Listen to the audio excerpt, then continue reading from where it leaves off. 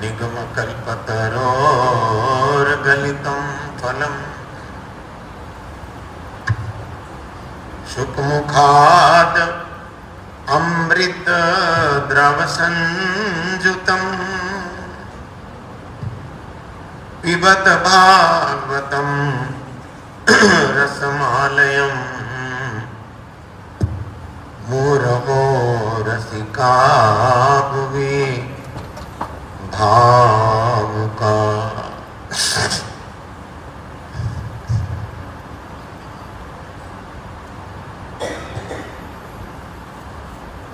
हमने सुना पहले, कुछ दिन पहले इंद्र ने किस प्रकार भगवान का स्तव किया और उन्हें कहा कि भगवान आपकी जो ब्रजवासियों को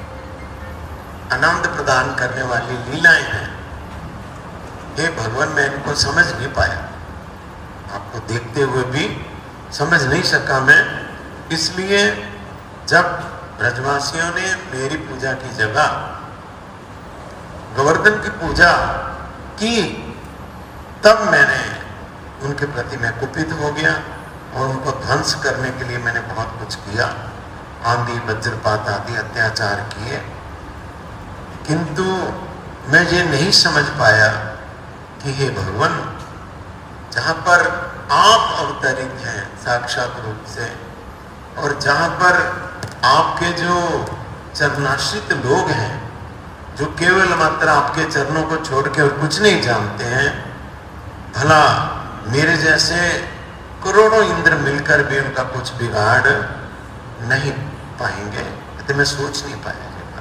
अब मुझे पता चल रहा है, हे भगवान आप ही सबके नियंता हैं, आप ही सबके शिक्षा दाता हैं, आप ही सबकी आत्मा है। आपने मेरे प्रति प्रसन्न होकर जिस प्रकार अपनी कृपा का वर्षण मुझ पर किया है तो सब आपकी अजाचित करुणा का प्रताप है, मैंने मांगा भी नहीं अतः आपने अपनी अजाचित करुणा को बरसा के मेरे अंदर का जो अभिमान था उसको चूर्ण विचूर्ण कर दिया है। पर मेरी प्रार्थना प्रभु जी आपसे ये है, हे भगवान ये प्रार्थना है, अभी तो ठीक है, मेरा अभिमान चला गया है, मेरा गर्व चूर्ण हो गया है, पर मेरी आपसे ये प्रार्थना है कि हमेशा ही आपके चरणों की शरण मुझे प्राप्त रहे, दोबारा मुझे अभिमान इस प्रकार ना हो, आप मुझे इस प्रकार आशीर्वाद करें जिससे हमेशा ही मेरी जो बुद्धि है आपके शरणापन्न होके रहे। इतनी बात बता के सुखदेव गोस्वामी जी कहने लगे महाराज परीक्षित को, कहते परीक्षित एवं संकीर्तितः कृष्णो मघोना भगवान मुं मेघ गंभीरया वाचा प्रहसनित मां ब्रवीत। कहने लगे सुखदेव गोस्वामी कहते महाराज परीक्षित जब इंद्र ने इस प्रकार भगवान का स्तव किया, इस प्रकार स्तुति की, तब भगवान मंद मंद मुस्काने लगे इंद्र की तरफ देख के और उन्होंने बड़ी गंभीर वाणी में मेघ जैसी बादल जैसी गंभीर वाणी में इंद्र को संबोधन करते हुए कहा। इतनी देर तो बोले नहीं थे ना भगवान, कुछ कहा ही नहीं था। अब जब उन्होंने स्तव कर लिया तब भगवान इंद्र की तरफ देख के थोड़ा मुस्कुराए और बड़ी गंभीर, यहाँ लिखा मेघ गंभीर वाणी, मेघ जिससे बादल गंभीर गरजते हैं, इस प्रकार की वाणी से भगवान ने कहा इंद्र को। क्या कहा? भगवान वाच, भगवान कहने लगे मया ते अकारी मघवन मखभंगो अनुगृहता मदनुस्मृतये नित्यं मतस्येन्द्रिष्याभृशं मामैश्वर्य श्रीमदन्दो दण्डपानीं च न पश्यति तम प्रश्यामि संपद्भयो यस्य चेच्छा भयानुग्रहम्। हे इंद्र, कहने लगे, दो श्लोक हैं।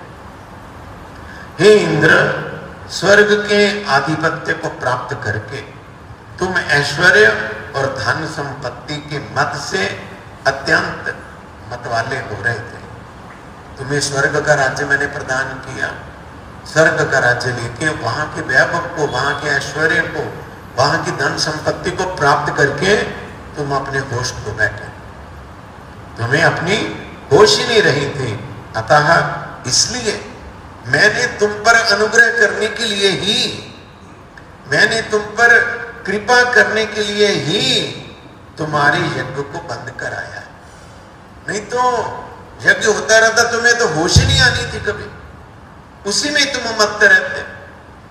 मैंने तुम पर कृपा करने के लिए तुम्हारा यज्ञ बंद कराया, जिससे अब तुम्हें हमेशा याद रहेगा।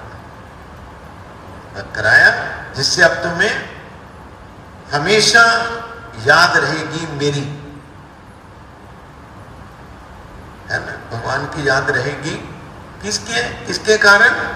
जो मैंने गलती की थी और भगवान ने कृपा करके ये मेरी भूल सुधारी थी। ये छोटी कृपा है, हमेशा भगवान का स्मरण रहे, ये बात याद रहे। हमारा जितना साधन है, जितना भक्ति में साधन है, सुबह से लेकर रात तक और रात को लेकर सुबह तक जितने नियम हैं, वो सारे नियम इसके लिए हैं कि भगवान का स्मरण बना रहे। चाहे वो संध्या है, चाहे वो परिक्रमा है, चाहे सेवा है, चाहे पूजा है, चाहे अर्चन है, चाहे रंदन है, चाहे परिवेशन है, जो चाहे ग्रंथ पाठ है, चाहे कीर्तन है, इसके पीछे क्या है कि भगवान का स्मरण बना रहे। भगवान का विस्मरण ही सबसे बड़ी मुसीबत है।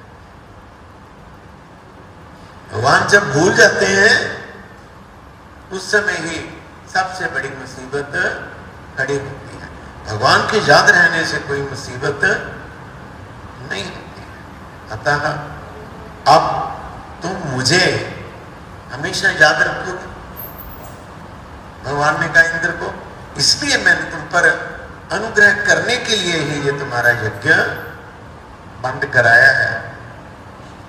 जो हे इंद्र, जो अपने ऐश्वर्य और धन संपत्ति से मदांध हो जाता है, मदांध का मतलब समझते हैं? हाँ, नशे में चूर नहीं, नशे में अंधा हो जाता है। मदांध का मतलब नशा, अंध का मतलब नशे में जो अंधा हो जाता है, जो अपने ऐश्वर्य और धन संपत्ति से मदांध हो जाता है, वह मुझे देख नहीं पाता कि मैं काल स्वरूप परमेश्वर हाथ में दंड लेकर सब समय उसके सिर पर सवार रहता। महा इंद्र, जो लोग अपने धन ऐश्वर्य संपत्ति के नशे में अंधे हो जाते हैं, उन्हें ये याद नहीं रहता क्या कि हमारे सिर पर दंड लेके काल खड़ा है, अभी सांस आएगा कि अभी नहीं सांस आएगा, ये पता नहीं चलेगा। जितना ऐश्वर्य है, जितनी धन संपत्ति है, सारी की सारी ऐसे की ऐसी ही पड़ी रह जाएगी। कोई ले जा सका आज तक? कोई नहीं ले जा सका, है ना। बड़े बड़े राजा, बड़े बड़े महाराजा, कोई नहीं ले जा सका। एक सुई भी नहीं ले जा सका। सुई ले जा सका? नहीं ले जा सका, है? सब कुछ यही रह जाता है। पर उस समय क्या होता है? समय हाथ से निकल जाता है, टाइम निकल जाता है, बाद में आदमी कुछ कर नहीं सकता है। हमारे महाराज वृंदावन के 8 इंचार्ज पूज्यवापुरी महाराज को बार बार बोलते थे, कोई संसार की वस्तु साथ में नहीं जा सकती है, केवल मात्र 2 वस्तुएं ही बोलते थे। वो मृत्यु के बाद भी भगवान जो बंदा है उसके साथ जाते, उसका किया गया भगवान का नाम संकीर्तन और उसके द्वारा श्रवण की गई भगवान की कथा, ये दोनों आपस में अभिन्न है। ये मृत्यु के बाद भी साथ में जाता है।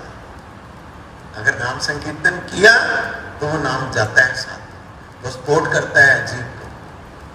कथा श्रवण की है तो भी स्पोर्ट करती है, साथ ही जाती है। क्यों जाती है साथ में? है? मुझे बोलो, समझ नहीं।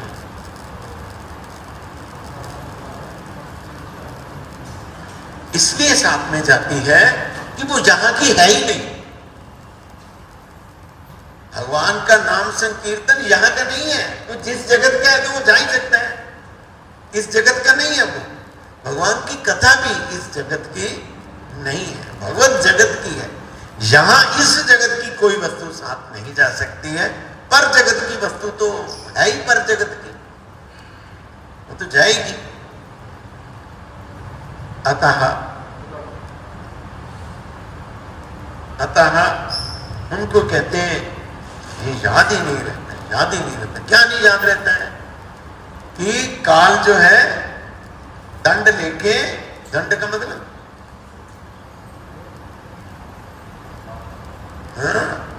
काल, यमराज के हाथ में एक दंड रहता है ना, उसको बोलते हैं यमदंड।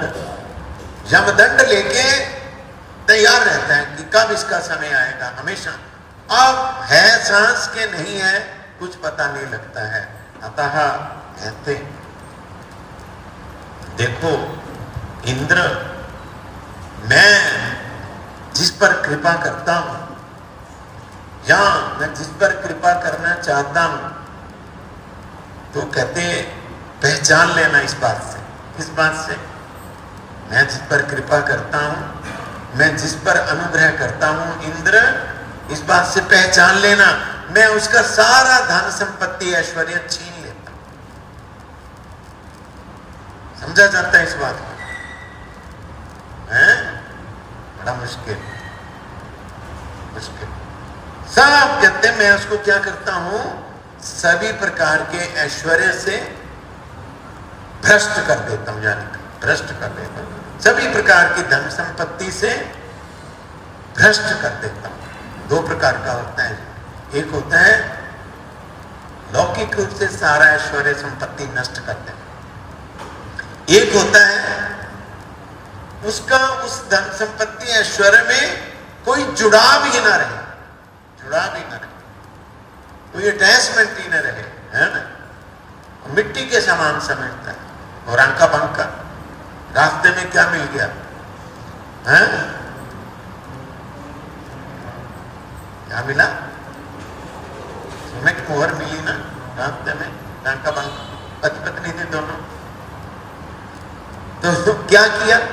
एक ने मिट्टी लेके सोने पे डाल दी, मिट्टी लेके सोने पे डाल दी कि ना सोना दिखाई दे ना मन ललचाए। तो दूसरे ने कहा ये क्या किया तुमने, ये क्या किया? मिट्टी पे मिट्टी डाल दिया। तुम्हारी दृष्टि में एक सोना है एक मिट्टी है, ये दोनों मिट्टी है, दोनों मिट्टी। इतना सस्ता नहीं है नॉन अटैच होना अपने धन संपत्ति से, ऐश्वर्य। परंतु साधु संघ के प्रभाव से सब संभव है। कितने बड़े बड़े राजा, राजा सनातन गोस्वामी राजा ही थे, राजा के प्रधानमंत्री रूप गोस्वामी मामूली आदमी थे, कितनी संपत्ति थी उनकी। क्या किया? उसको रखा? नहीं रखा, तुच्छ करके। इवन यहां ऐसी स्थिति कर दी, ईशान के पास वो जो मोरे थी, तो बोले ये मुसीबत को अभी भी रखा हुआ है, उसको छोड़ दिया, तुम जाओ, मेरे साथ जाने के लायक नहीं हो तुम आत्मा पर्वत पर। इसलिए ऐसी बात नहीं है। महाप्रभु का जब संग हुआ उनका, सनातन गोस्वामी का और रूप गोस्वामी का, महाप्रभु के संग के प्रभाव से क्या हो गया? ऐश्वर्य संपत्ति तो छोड़ ही दी, सारी छोड़ ही दी। घर नहीं बनाया, कुटिया नहीं बनाई, कि कम से कम छप्पर डाल के कुटिया में तो रहे, ऐसा भी नहीं। और ऐसा ना करके वृक्ष के नीचे में रात बिताई। एक वृक्ष के नीचे 2 रात भी नहीं बिताई, एक वृक्ष के नीचे 1 रात बिताई, ताकि अगर दूसरी रात बताएंगे तो जे लग जाएगा ये मेरी जगह है, या ये मेरी जगह, वृक्ष के नीचे लगता है। लगता नहीं, मेरी जगह। गाड़ी में जाकर देखो, सीट पर कपड़ा रख जाए, मेरी सीट है, मेरी सीट है नहीं। जब स्टेशन आ जाए तब सीट चाहे कितनी बढ़िया हो, ट्राई रहेगी। हमारे गुरुजी बोलते थे इस बात में, ट्राई में रहेगी, सबसे पहले मैं उतरूं नीचे, सबसे पहले कोई बैठ जाए दूसरा। मैं जहां से चली गाड़ी वहां से बैठ के आया हूं, मैं मेरी सीट है। इस प्रकार नॉन अटैच्ड है। उन्होंने करके दिखाया, रूप गोस्वामी जी ने, सनातन गोस्वामी ने। मुंह को कैसी आदत डाली खाने के लिए, बिना नमक के खा सकता है कोई? कल बोल रहे थे, आपने बोला सारे षड्रस त्याग दो। क्या खाया? आटे को, आटा और चून, चून का मतलब आटे का बूरा, उसको पानी डाल के गोला बना दिया, गोला बना के उसमें रख दिया, उपलों में, जलते हुए उपले में रख दिया। बाटी बोलते हैं ना उसको। इतनी हार्ड, घर की बाटी ऐसी नहीं होती है। घर की बाटी तो घी डालते हैं और डालते हैं, बिना नमक के।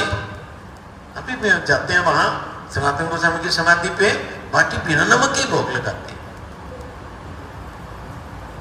वो खाया, भगवान को बोल दिया जब उन्होंने मांगा, क्या तुम मुझे बाटी देते हो खाने के लिए, कम से कम नमक तो दो। खाई नहीं जाती है। मदन मोहन जी ने बोला, क्या उन्होंने जवाब दिया? महाराज ऐसे जीभ का स्वाद दिखाना है तो कहीं और जाओ। भगवान को बोल दिया सनातन गोस्वामी ने। आज नमक मांगते हो, कल घी मांगोगे, परसों चीनी मांगोगे, फिर वो मांगोगे। मैं ना मुक्ता नहीं आ सकता। किसके वश में होते हैं भगवान? जो इस प्रकार अपने आप को पूरी का पूरी तरह समर्पित कर देते हैं। अतः हे इंद्र, मैं जिस पर कृपा करता हूं उसको दर दर का भिखारी बना देता हूं, भिखारी बना देता हूं। मांग के खाए, मांग के खाएगा तो अंदर का भी मान जाएगा, नहीं तो कैसे जाएगा? तो मेरे पास इतना बैंक बैलेंस है, क्यों मांगूंगा? ऐसा भी मैंने देखा, कई लोग हमारे मठ में जिनके पास बहुत अच्छा बैंक बैलेंस था, वो सारा वो मठ में दे के आए, सारा मठ में दे दिया। आप कुछ नहीं रखा, तब मठ में रहे, भिक्षा करके खा। सभी तरह के लोग होते हैं ना। ये नॉन अटैच, मतलब संपत्ति के प्रति सारी उम्र की कमाई गुरुजी को दान करके आप क्या किया? भिक्षा करके मठ में रहे, जो मठ में मिला वही खाया। ये हर कोई तो नहीं कर सकता है, हर कर सकता है। एक और भी देखा, गुरुजी बैठे हुए थे, मैं नाम नहीं बोलूंगा, वो चिट्ठी लिख के ले आए गुरुजी के पास। महाराज मैं रिटायर हो गया हूं, तो अभी मैं मठ में रहना चाहता हूँ। इतनी मेरे कैश है, मेरा जितना भी था उस समय उनके पास, ये मैं सब आपको दे दूंगा, आप मुझे संन्यास दे दीजिए, सारा पैसा मैं आपको दे दूंगा। गुरुजी बोलते, देखो एक पैसा देकर संन्यास लेने आया मुझसे पास, पैसा दे। गुरुजी सब नहीं दिया, गुरुजी ने दिया नहीं, भेजा पैसा था। कहा उसमें कोई अटैचमेंट ही नहीं है, जो सारी जीवन की कमाई है, अटैचमेंट ही नहीं, छोड़ छाड़ के। कितनी बड़ी बड़ी हवेलियां थी उनकी, कितनी बड़ी बड़ी जगह थी। जाओ वहां देखो, क्या नाम है, रामकिली में देखो जाके, कितने बड़े बड़ा उन्होंने बनाया, कितना कुछ। इसलिए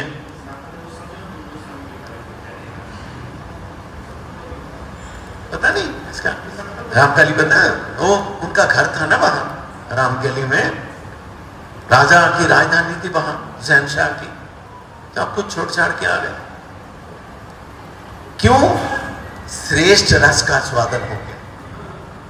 जब तक उत्तम रस का स्वादन नहीं होता है, छोटा रस जाता नहीं और रहेगा। निकृष्ट रस जो है वो उतनी देर नहीं जाता जब तक उत्तम रस ना मिले। ऐसा रस लग गया उनको, संसार के सब रस उनको फीके लगने लगे, उनकी कोई कीमत ही नहीं रही।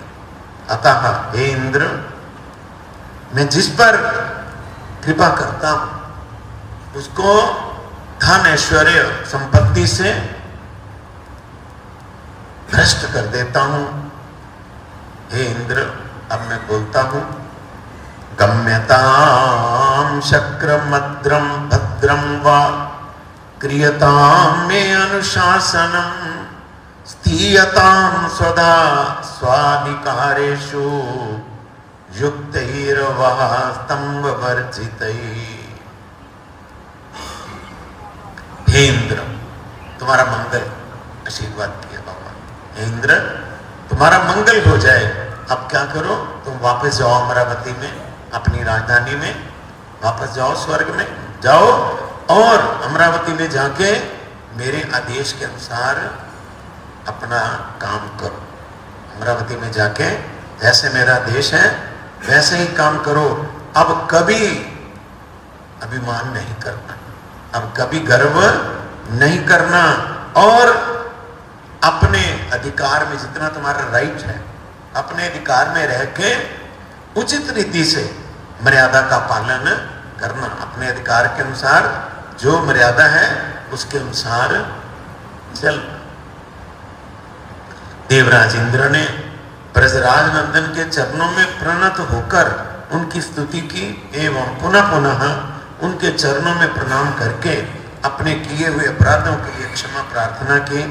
तब ब्रजराज नंदन ने अपराध के कारण डरे हुए देवराज के दीन मुख की ओर देखा और कुछ क्षण दृष्टिपात किया, फिर गंभीर स्वर से कहा, हे देवराज, तुम भयभीत मत हो जाओ, तुम विचलित भी मत हो।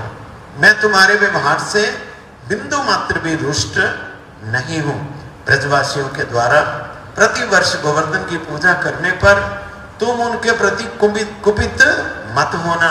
ब्रजवासी अब हर्षाली गोवर्धन की पूजा करेंगे, तुम उन पर गुस्सा नहीं करना, क्योंकि मेरे द्वारा परिवर्तित गोवर्धन पूजा प्रतिवर्ष तुम्हारे हृदय में मेरी स्मृति जगा देगी। मैंने जो अभी जो गोवर्धन की पूजा को परिवर्तित किया है, प्रारंभ किया है, जब ये दिन आएगा तुम्हें याद आ जाएगा, मेरी स्मृति तुम्हें करा देगी। अतः तुम्हारी पूजा को भंग करके मैंने तुम्हें दंड नहीं बल्कि तुम्हारे ऊपर परम अनुग्रह किया, अपने दिल से कृपा किया मैं तुम पर। क्या करके? तुम्हारी पूजा बंद करा के स्वर्ग राज्य का आधिपत्य एवं 33 करोड़ देवताओं पर प्रभुत्व पाकर तुम्हें इतना गर्व हो गया था कि तुम उस गर्व के कारण अंधे होकर साक्षात मेरा दर्शन करके भी मेरे महात्म को अपने हृदय में धारण नहीं कर पाए।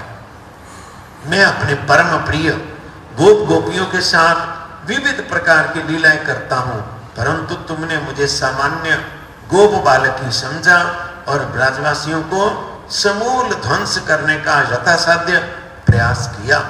यदि मैं तुम्हारे व्यवहार से रुष्ट होता तो मैं तुम्हारे गर्व का खंडन न करके अलक्षित रूप से ब्रजवासियों की रक्षा करता और तुम्हारी शक्ति का लोप कर देता।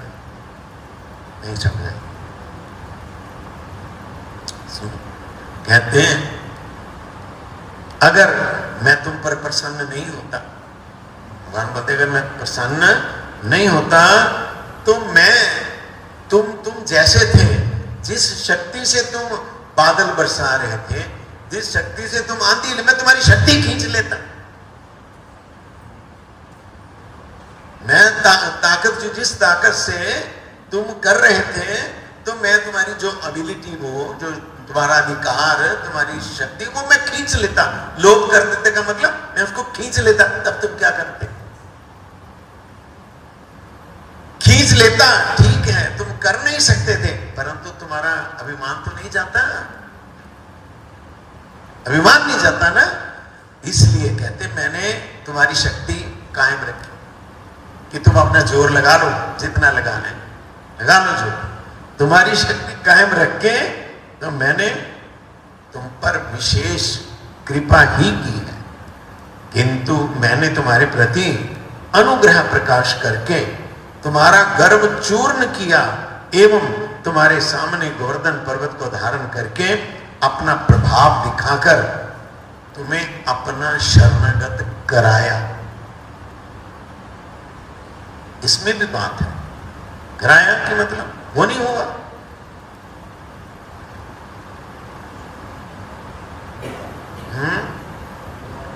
शरणागत कराया वो हुआ नहीं इंद्र।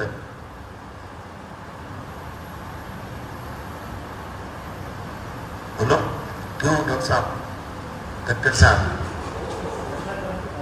क्या बोलते हैं? भगवान की इच्छा के बिना भगवान के शरणागत भी कोई नहीं हो सकता। उनकी इच्छा, हमारे गुरु जी ये बात बोलते थे,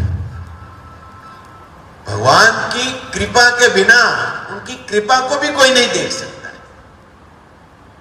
भगवान की इच्छा के बिना उनके पास शरणागत भी कोई नहीं हो सकता है। भगवान की जब शुभ दृष्टि होती है, भगवान चाहते हैं बहुत हो गया, अब ये मेरे पास आ जाए, मेरे पास आ जाए तो मैं इसके सारे कष्ट दूर कर दूं, तब उसके मन में आता है व्यक्ति के कि मैं भगवान के शरणागत हो जाऊं। नहीं तो नहीं होगा, वो नहीं हो सकता। गुरु महाराज हमारे बहुत यहां मठ में आया, गुरु जी को प्रणाम किया, ठाकुर को प्रणाम किया। ये ठाकुर गुरु जी चाहते हैं कि मेरे पास आ जाए, मुझे प्रणाम कर ले। अगर नहीं चाहेंगे, साथ वाला मकान होने से भी नहीं आए, आ नहीं सकता है। इसलिए क्या बोला? शरणागत कराया। कराया का मतलब उस पर कृपा की भगवान ने, अपना शुभ दृष्टिपात किया, तभी उसके मन में आया कि मैं तो जिनको समझ रहा था एक ऑर्डिनरी बालक, ये तो साक्षात हरि है, मैं इनके चरणों में जाके शरणागत हो जाऊं। भगवान की इच्छा के बिना नहीं होता है, उनकी कृपा के बिना। अगर उनकी कृपा ना हो तो अपने प्रति शरणागत कराने के बजाय तो माया की तरफ धकेले, उधर जाओ। उनकी निगाह है तभी अपने चरणों में आकर्षित करते हैं। अतः हे इंद्र, जो राज्य, ऐश्वर्य, विद्या, कुल आदि के गर्व में अंधे हो जाते हैं, वे मुझको साक्षात रूप से अस्वीकार करने में किसी भी प्रकार का संकोच बोध नहीं करते। जो लोग क्या क्या राज्य, अभिमान कितनी तरह का है, एक तरह का तो नहीं है। राज्य का अभिमान इतना बड़ा मेरे पास है, अभी यही तो हो रहा है इंटरनेशनल लेवल पे। नहीं, मेरे जैसा को है नहीं, सबको है ध्वंस कर देंगे, ऐसा ही होता है। और ऐश्वर्य, मेरे पास जितना साधन है, जितना पैसा है, ऐश्वर्य, संपत्ति है, ये अभिमान, विद्या का अभिमान, ये क्या मेरे सामने बात करने दूंगा मैं, आए तो सही। नहीं होता नहीं, विद्या का अभिमान इसी को बोलते हैं, विद्या का अभिमान। बात करके तो देखे। फिर कुल का अभिमान, उच्च कुल से हूं मैं, उच्च कुल से हूं, हमारे बराबर है, ऐसे हमारे बराबर है, उच्च कुल से। कहते जी इस नाना प्रकार के जो ये अभिमान है, इनमें जो हे इंद्र, इनमें जो अंधे हो जाते हैं, वो मुझे साक्षात रूप से स्वीकार नहीं कर पाते हैं। क्योंकि सारे का सारा उनका अभिमान तो इन्हीं चीजों में है, भगवान की तरफ वो देख नहीं पाते हैं। उनमें से ऐसे जो लोग हैं, ऐसे जो लोग, एक तो नहीं है, सारे ही हैं, इनमें से भी बोलते हैं हे इंद्र, इनमें से भी जो मेरी कृपा प्राप्ति के योग्य है, इनमें से जो मेरी अनुग्रह प्राप्ति के योग्य है, मैं उनके गर्व का मूल कारण, उनके अभिमान का मूल कारण, ऐश्वर्य, उनका बल, उनकी ताकत आदि का हरण कर लेता हूं एवं उन्हें सब प्रकार के गर्व से मुक्त करके अपने शरणागत, अपने चरणों में शरणागत होने का अधिकार प्रदान कर देता हूं। अधिकार उधर से ही आता है, भगवान की तरफ से ही आता है अधिकार। ठीक है, तो अगर वो ना चाहे कोई उनकी तरफ आ सकता है? कोई नहीं आ सकता। भगवान ने चाहा कि ये दुर्योधन मुझे छोड़ के सेना मांग ले और अर्जुन सेना को छोड़ के मुझे मांग ले। उनकी अनुग्रह कृपा दृष्टि किस पर है? अर्जुन के ऊपर है कि दुर्योधन के ऊपर है? अर्जुन के ऊपर है, ठीक है ना। दुर्योधन की बुद्धि नहीं ऐसी कर सकते थे, भगवान तो सर्वसमर्थ है।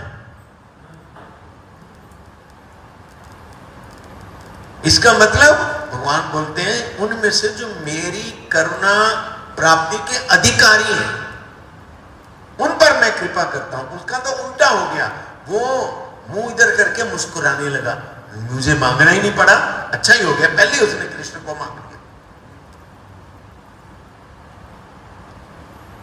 इसका मतलब क्या है? भगवान इसको किस तरफ मोड़ा? अपनी तरफ नहीं मोड़ा ना। इसलिए वो जिसको अपनी तरफ लाना चाहते हैं उस पर ही ऐसी कृपा करते हैं। अतः योग्य, योग्यता क्या है? क्या योग्यता? योग्यता श्रद्धा, योग्यता सुकृति, और क्या योग्यता? श्रद्धा। इस पे रीझ जाते हैं वो, ये आना तो चाहता है पर फंसा हुआ है, मुझे भजन तो करना चाहता है पर छोड़ नहीं पा रहा है, छोड़ नहीं पा रहा है। इसमें अंतर है। ये क्या करना, इससे क्या होता है? एक ये विचार है, एक है करना तो चाहता है पर माया के चंगुल से छूट नहीं पा रहा है, अभिमान को छोड़ नहीं पा रहा है, तो योग्यता आ गई ना उसमें, तो भगवान उसको खींच लेते हैं। श्रद्धा, सुकृति, ये योग्यता। और तुम क्या योग्यता समझते हो? एमए पास हो? और योग्यता क्या समझते हो? अभी हुआ तब बोलते हैं कि मैं उन्हें अभिमान से मुक्त करके अपने चरणों में शरणागत होने का अधिकार प्रदान कर देता हूं। माया मुक्त जीव, माया मुक्त जीव जब तक ये नहीं समझ लेता, कब तक? जब तक ये नहीं समझ लेता कि उसके पास जितनी शक्तियां हैं वो सब मेरे द्वारा ही दी हुई है, जब तक ये नहीं समझ लेता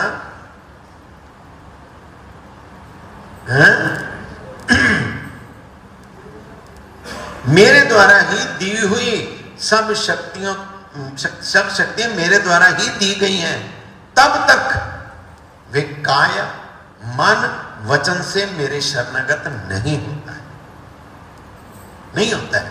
उसमें श्रद्धा जागेगी कि करने वाले तो वही हैं, करने वाले तो भगवान। इतनी जरा सी श्रद्धा जब जागती है कि करने वाले तो वही हैं, मैं क्या करूंगा, इससे भगवान खरीद जाते हैं।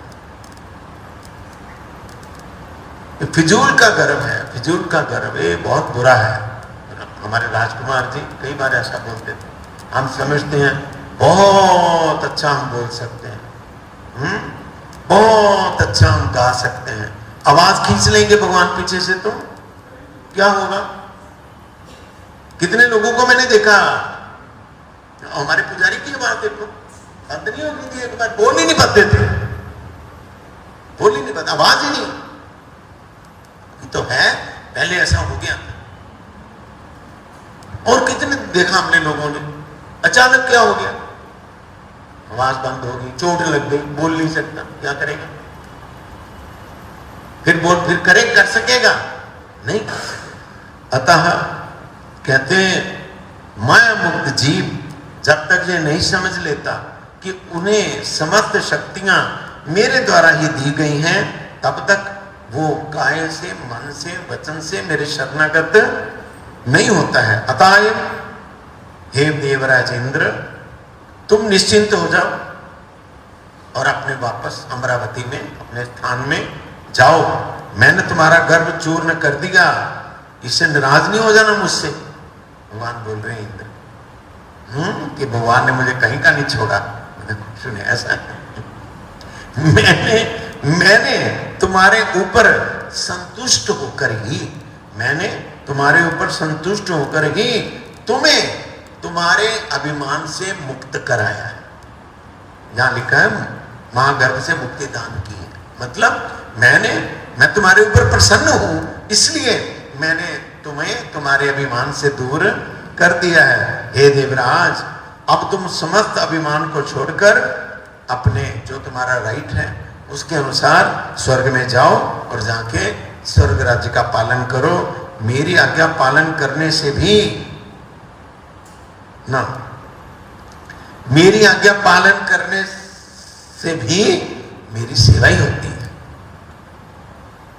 भगवान बोलते हैं भगवान की आज्ञा पालन करो, पिता की आज्ञा का पालन करो तो पिता की सेवा ही है, पिता के पांव दबाता है, पानी भर के ले आता है, उनके लिए दवाई देता है, सब देता है, कहना नहीं मानता है, ये सेवा है। पिता के लिए दवाई लाएगा, डॉक्टर को दिखाएगा, सब कुछ कर देगा, पर वो जो कहे वो मानेगा नहीं। बुढ़ा हो गया, इसकी तो आदत ही है ना, सेवा बोलेंगे इसको। तो कहते हैं भगवान हे इंद्र को कि मेरे कहे के मुताबिक चलना भी मेरी सेवा ही है। जो मैं कहता हूं उसके मुताबिक चलना भी मेरी सेवा ही है। अतः तुम यदि इंद्र पद में अधिष्ठित रहकर, क्या मैं कह रहा हूं तुम्हें, तुम अगर इंद्र पद में विराजमान होकर, अधिष्ठित रहकर अपने को मेरा दास समझते हुए, अपने को मेरा दास समझते हुए, मेरी आज्ञा का पालन करते हुए अगर स्वर्ग का राज्य करोगे तो तुम्हारे द्वारा ये मेरी सेवा ही होगी और मैं तुम पर सर्वदा प्रसन्न ही। ऐसा होता है। प्रहलाद को बोला भगवान ने, चलो अब हो गया, हिरण्यकशिपु मर गया, तुम राज्य लो, ये लो राज्य, अब तुम संभालो। मतलब हमारे क्या बात करते हैं, मुझे नहीं चाहिए ये, मैंने नहीं लेना ये। ध्रुव को भी ऐसा ही बोला कि जिसके लिए तुम आए थे तपस्या करने के लिए, लोग संभालो महाराज उत्तानपाद का राज्य संभालो। ध्रुव ने भी बोल दिया ना ना महाराज मुझे नहीं चाहिए, आप मिल गया, मैंने क्या करना राज्य। तब भगवान ने क्या कहा, प्रहलाद को क्या कहा, जिस सिंहासन पे बैठे थे, वो देखो सिंहासन बनाया ना, सिंहासन पे बैठे थे, जिस बैठे भगवान के खड़े हो गए, बोलते अब बैठो, इसमें बैठो, ये मेरा प्रसादी है, प्रसादी है, इसको मेरी कृपा समझ के, मेरा प्रसाद समझ के, अपने आप को मेरा दास समझते हुए जीवन गुजार। ऐसा ही ध्रुव को बोला होगा। अतः तुम्हारे द्वारा ये मेरी सेवा होगी और मैं तुम पर सर्वदा प्रसन्न रहूंगा। ब्रजराज नंदन की आदेश वाणी को सुनकर देवराज ने निश्चय किया, स्थिर किया कि देवराज्य पालन एवं निरंतर ब्रजराज नंदन के चरणों का स्मरण करना ही अब मेरे जीवन का प्रधान कर्तव्य है। उसने निर्णय कर लिया कि मैं भगवान का स्मरण अब नहीं छोड़ूंगा और जैसे इन्होंने कहा मैं वैसे ही करूंगा। किंतु ब्रजराज नंदन और कोई आज्ञा देते हैं या नहीं, इस अभिप्राय से तत्क्षणात ब्रजभूमि से ना जाकर वे हाथ जोड़कर एक और खड़े हो गए।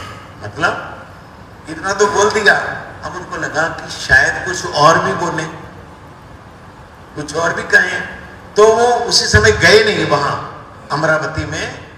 यद्यपि उन्होंने बोल दिया कि तुम जाओ, गए नहीं। उनके मन में आया कि शायद कुछ और बोले, इसलिए वो थोड़ा हाथ जोड़ के पीछे हटके खड़े हो गए।